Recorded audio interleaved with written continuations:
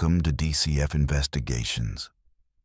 The dark usually offers a veil of privacy, a quiet corner of the world where secrets are kept and lovers whisper, hidden away from the prying eyes of the day. But in the spring of 1946, in a city split right down the middle by a state line, the dark ceased to be a sanctuary. It became a weapon. It became the domain of a predator who didn't just hunt for blood, but seemed to feed on the terror of an entire community. This is the story of a town held hostage by the moon.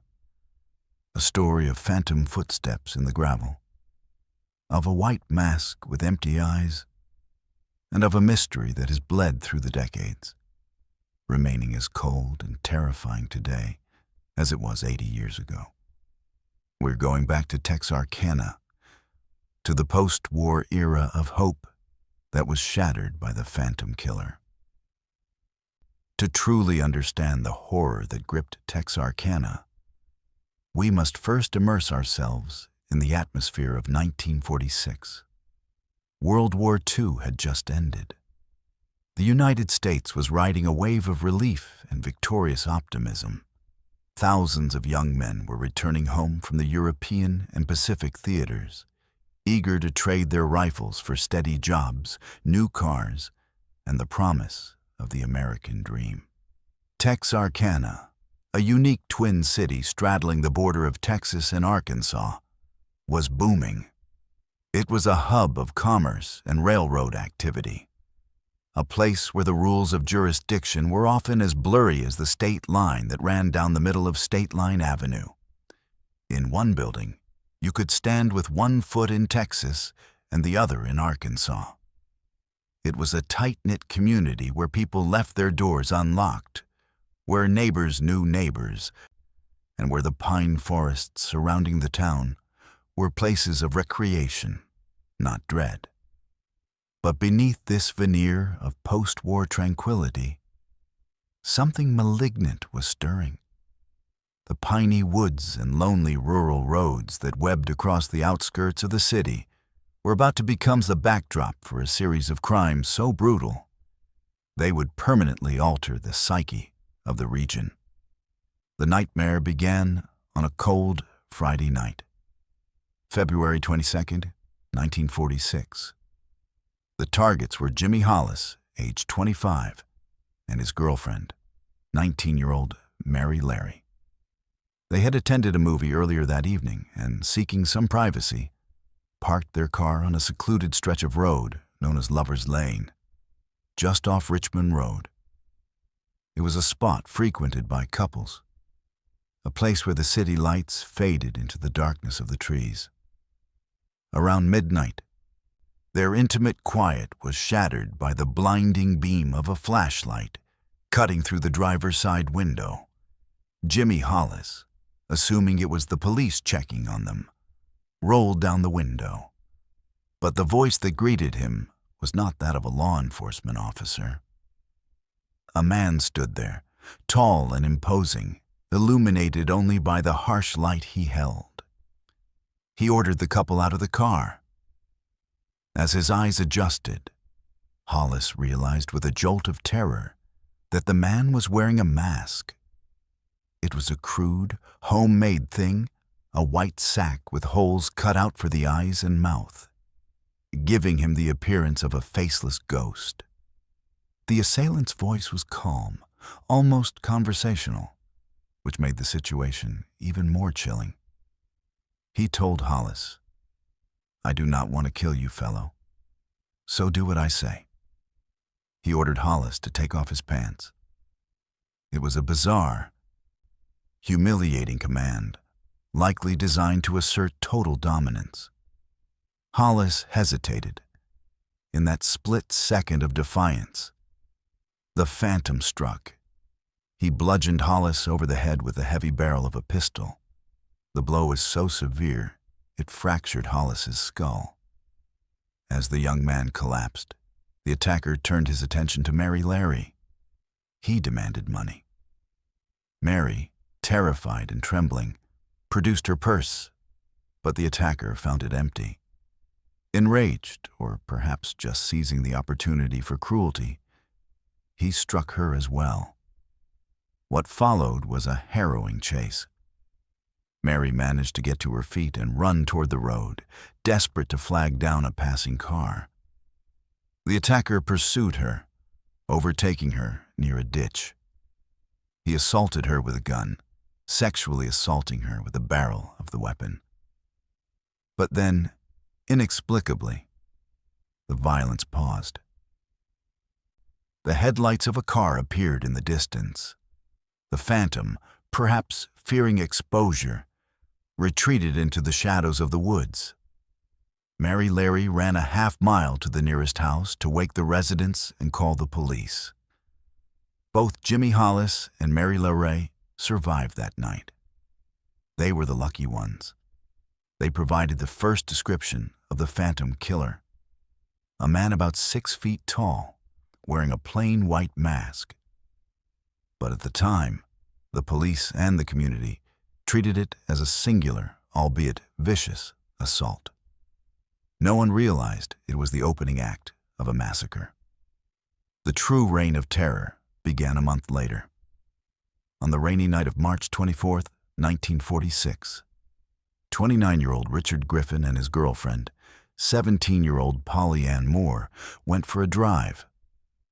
They were last seen at a restaurant in Texarkana around 10 o'clock. The next morning, a passing motorist on a rural road in Bowie County, Texas, noticed a 1941 Oldsmobile sedan parked near a club gate. Inside the car, the motorist saw 2 figures and assumed they were asleep. But something about the stillness was wrong. When the authorities arrived, they found a scene of execution. Richard Griffin was found on his knees between the front and back seats, his head resting on his crossed hands, as if in prayer. He had been shot twice in the back of the head. Polly Ann Moore was found sprawled on the back seat, face down. She, too, had been shot in the back of the head. The killer had seemingly ordered them out of the car, killed Griffin, and then killed Moore, before placing her body back inside. A detail that haunted investigators was the presence of blood-soaked earth found 20 feet away from the car, indicating they had been killed outside and then repositioned. Even more disturbing was the fact that the killer had taken the time to pick up the brass shell casings. This was a calculated, cold-blooded individual who knew how to cover his tracks. The weapon was identified as a .32 caliber automatic pistol. The murders of Griffin and Moore sent a shockwave through Texarkana. This was no longer just a rough assault. There was a killer hunting couples. 3 weeks later, the phantom struck again, and this time he hit the heart of the community's youth. Paul Martin, 29, and Betty Jo Booker, just 15, were well known and liked. Betty Jo was a talented saxophone player who had played a gig that night at the VFW club. Paul had picked her up after the show. They were expected home shortly after midnight. They never arrived. On the morning of April 14th, Paul Martin's body was found lying on the side of North Park Road. He had been shot 4 times. His body was miles away from his car, which was found later near Spring Lake Park, 3 miles away. The search for Betty Jo Booker was frantic. It ended hours later when her body was discovered in the woods, almost 2 miles from where Paul was found. She was fully clothed, huddled behind a tree as if she had been trying to hide. She had been shot through the heart and the face. The discovery of Betty Jo's saxophone case, still in the car, and the instrument itself found days later in the underbrush, became a tragic symbol of the loss of innocence. The ballistics matched. It was the same .32 automatic pistol. The modus operandi was consistent, targeting couples in secluded areas, separating them, and executing them By now, Texarkana was a city under siege. The fear was palpable, a physical weight that pressed down on every resident. This is where the legend of the Town That Dreaded Sundown was born. As the sun began to dip below the horizon each evening, the streets would empty. Businesses closed early. People rushed home, locking doors, nailing windows shut, and pushing heavy furniture against entryways. Hardware stores sold out of guns, ammunition, deadbolts, and window shades. The police began issuing blue warnings, urging citizens to stay inside after dark and to stay away from lonely roads. The panic was not just local. It captured the attention of the nation. The headlines screamed of the Phantom Killer. The pressure on local law enforcement was immense. The Texarkana Police, the Miller County Sheriff's Office in Arkansas, and the Bowie County Sheriff's Office in Texas were overwhelmed. They called in help. The Federal Bureau of Investigation sent agents. But the most famous arrival was that of the Texas Rangers. Led by the legendary Captain Manuel Lone Wolf Gonzaullas. Gonzaullas was a figure straight out of a Western movie, impeccably dressed, sporting white cowboy hats, and carrying a reputation for getting his man. He set up a command center and declared war on the Phantom. He recruited young teenagers to act as decoys, sitting in parked cars on lovers' lanes with armed officers hiding in the trunks or lying in the back seat under tarps. It was a desperate and dangerous strategy. The entire area was flooded with law enforcement. But the Phantom was a ghost. He seemed to know exactly where the police were and where they weren't. Then, just as the town thought the pattern was established, couples, cars, secluded roads, the Phantom changed the rules. On the night of May 3, 1946, he invaded a home. Virgil Starks, a 37-year-old farmer, and his wife Katie lived on a modest farm northeast of Texarkana, about 10 miles out of town. It was a quiet Friday evening. Virgil was sitting in his armchair reading the Texarkana Gazette. The headlines likely dominated by the very killer who was currently creeping through his yard. Katie was in the bedroom, already in her nightgown. Without warning, 2 shots blasted through the closed double window. Virgil Starks was hit in the back of the head and killed instantly. He slumped forward in his chair.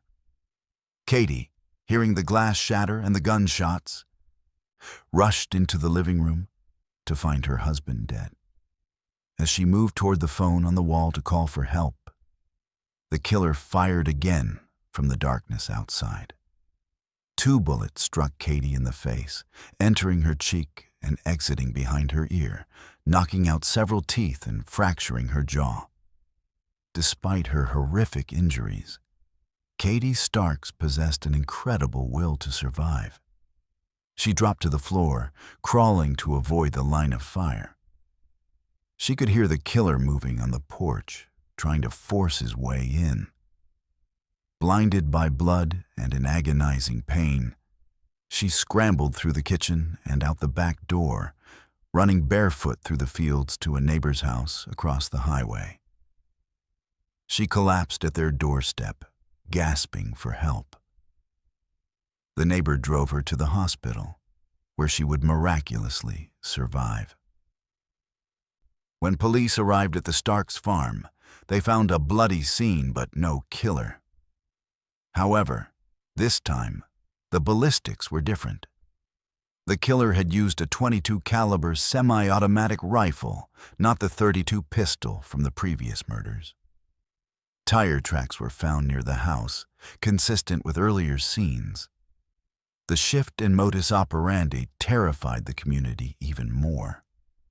No one was safe, not even in their own locked homes. The investigation that followed was one of the most intensive in the history of the region. Over 400 suspects were detained. Gonzaullas and his rangers, along with local police, interrogated drifters, college students, and anyone who seemed out of place. They utilized the forensic science of the time, which, compared to today, was primitive. They relied on fingerprints, ballistics comparisons, and tire tread analysis. There was no DNA profiling, no surveillance cameras, no cell phone triangulation. It was old-fashioned detective work, chasing leads that often went nowhere. Several names rose to the top of the suspect list, but one man stood out above the rest: Youell Swinney. Swinney was a 29-year-old car thief and counterfeiter with a long criminal record. In July 1946, a few months after the murders stopped, Swinney was arrested in Atlanta, Georgia for car theft. His wife, Peggy Swinney, was also taken into custody. It was Peggy who blew the case wide open, or so it seemed. Under interrogation, Peggy began to talk. She told investigators a harrowing and detailed story. She claimed that on the night of the murders, she and Youell were in Texarkana. She described how Youell would leave her in the car, disappear into the woods or darkness, and return later, agitated and smelling of sweat and gunpowder. She provided details about the victims and the locations that police believed only the killer or an eyewitness could know. She even mentioned that Youell had thrown a shirt with German silver buttons into a river, a detail that matched evidence found at one of the scenes. The police were convinced they had their man. But there was a massive legal hurdle. By Texas law at the time, a wife could not testify against her husband in a criminal trial. Without Peggy's testimony in court, the physical evidence against Swinney was circumstantial. The fingerprints found at the scenes were smudged or inconclusive. The ballistics linked the crimes to each other, but they couldn't definitively link the gun to Swinney, as the murder weapon was never recovered. The prosecutors faced a dilemma. If they tried Swinney for murder and failed, he could walk free and kill again. They opted for a different strategy. They prosecuted him as a habitual offender for car theft. In 1947, Youell Swinney was convicted and sentenced to life imprisonment in the Texas prison system. The authorities believed that even if they couldn't label him the Phantom Killer in a court of law, they had successfully removed him from society. Interestingly, once Swinney was incarcerated, the killings in Texarkana stopped. For many investigators, this was the final confirmation of his guilt. Swinney remained in prison until 1973, when he was released on appeal. He died in 1994, never having been officially charged with the Moonlight Murders and maintaining his innocence to the end. But Swinney wasn't the only suspect. Over the years, other theories have emerged. One involves a young college student named H.B. Duty Tennyson. Tennyson was a freshman at the University of Arkansas who committed suicide in 1948. He left behind a confession note claiming responsibility for the murders of Griffin, Moore, Martin, and Booker. However, investigators at the time largely dismissed the confession, believing it was the result of a troubled mind seeking notoriety or succumbing to the pressure of the era's hysteria. Most details in his confession did not match the crime scene facts known only to police. Another theory posits that the killer was an unknown transient. Post-war America was a place of movement. Soldiers were hitchhiking across the country. Workers were migrating for jobs. The railroad lines that intersected in Texarkana carried thousands of strangers in and out of the city every week. It is entirely possible that the Phantom was a drifter who stopped in Texarkana, satisfied his bloodlust, and then moved on to another town, another state, taking his secrets with him. Some have even suggested that the killer was a German prisoner of war. There were POW camps in the region during the war, and some prisoners escaped or were released. The theory suggests a motive of hatred against Americans. But there is little evidence to support this beyond xenophobia and speculation. Then there are the conspiracy theories that implicate local prominent figures. The idea that the killer was the son of a wealthy family or a relative of a law enforcement officer, protected by a cover-up. These stories persist in local folklore, fueled by the fact that despite the massive manhunt, no one ever faced a jury for these crimes. The legacy of the Phantom Killer is etched into the very soil of Texarkana. In 1976, the case gained worldwide infamy with the release of the horror movie The Town That Dreaded Sundown. While the film took significant creative liberties, changing names, altering the timeline, and adding a climactic shootout that never happened, it captured the essence of the fear. For decades, the movie has been screened annually in Texarkana near Halloween, a bizarre tradition where the town gathers to watch a dramatization of its darkest chapter. But beyond the movie and the folklore, the reality remains stark. 5 people lost their lives: Richard Griffin, Polly Ann Moore, Paul Martin, Betty Jo Booker, and Virgil Starks. 3 others, Jimmy Hollis, Mary Larry, and Katie Starks, were brutally attacked and carried the physical and emotional scars for the rest of their lives. Forensic science has advanced light years since 1946. Today we have DNA databases, touch DNA technology, and sophisticated profiling. Cold case units across the country are solving murders that are 50, 60 years old. In recent years, investigators have revisited the Texarkana Moonlight Murders, hoping that some piece of evidence, a seal on an envelope, a hair on a piece of clothing, might yield a DNA profile. But so far, the Phantom remains elusive. The evidence collected in 1946 was handled by dozens of people, contaminating it by modern standards. Much of the physical evidence has been lost to time, floods, or administrative purging. The case of the Phantom Killer is a haunting reminder of a different era, a time when a man could put on a mask, walk out of the woods, and vanish without a trace. It reminds us that justice is not always guaranteed. The killer likely lived out his life, perhaps walking the same streets as the families of his victims, buying groceries at the same stores, sitting in the same pews at church. Or perhaps he died alone in a prison cell for another crime, his secret locked away in his mind. As we look back at the events of 1946, we are left with the chilling realization that the Phantom was never caught. The case is officially open, but it is cold. Stone cold. The lovers' lanes of Texarkana are quiet now, but the wind through the pines still carries the whisper of a question that has plagued this town for 80 years. Who was the Phantom?